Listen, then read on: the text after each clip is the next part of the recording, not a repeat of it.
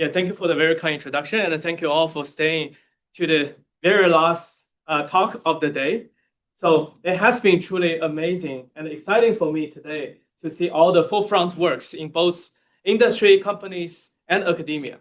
So my group at the University of Chicago mainly focused on not so much integration actually, but developing new type of soft electronic materials and device designs that can incorporate new type of physical properties to allow more intimate and long-term stable integration of electronics with the human body as wearable and implantable devices. So kind of like a reshape electronics. So all the materials that we have been working on are largely polymer-based, so they are all solution processable. Although our group has not been focusing too much on the printing technology, but potentially they are all compatible with the printing. So today, I'm going to mainly talk about two aspects of the work that we have been working on. One part, the first part that I will spend most of time is on the sensing technology materials to enable the more intimate and high performance sensing from the human body.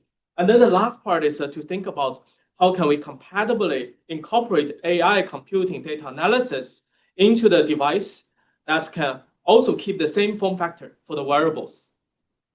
So, okay. The big reason that's keep each of us sitting here to work day and night and also come here to have the discussion is because the current wearable technology and the implantable are already on one hand have widespread uses with very large markets.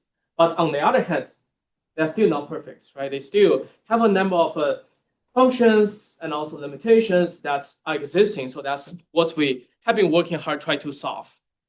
So for wearable devices, a main challenge that we want to improve beyond what has been existing in the markets, like Apple Watch, is for these devices that are often rigid, just like a regular watch, they often can only form loose contact with the human body with a gap existing.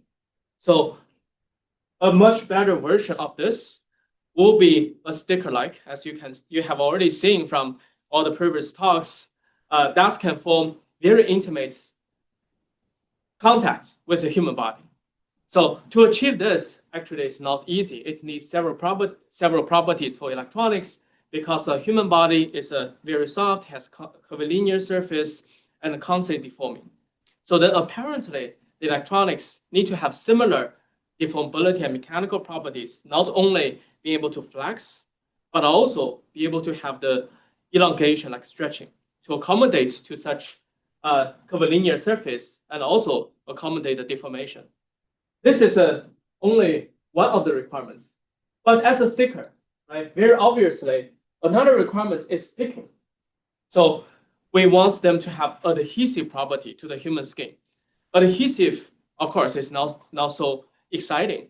But what is particularly special here is for a lot of electronic devices, the surface that's contact the human body is functional materials like electrodes or semiconductors.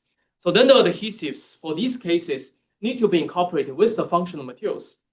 And then on the other hand, for the wearable devices, we also want the adhesive to have the dry state. So they will not like the hydrogel-based adhesive that will dry over time.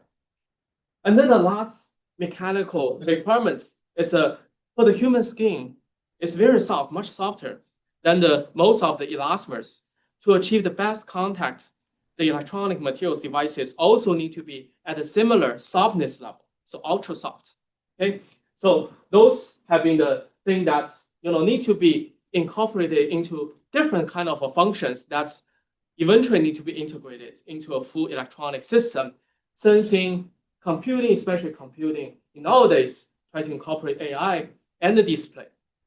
So that kind of has composed of what my group has been working on for what we call biomimetic polymer electronics towards the angle of starting from materials and then going to the device to combine the advanced electronic optical properties with different kind of biomimetic properties, ranging from the sensing function, computing, and also we are working OLEDs for the next generation of skin displays. So today, as I mentioned earlier, I will only talk about sensing and computing.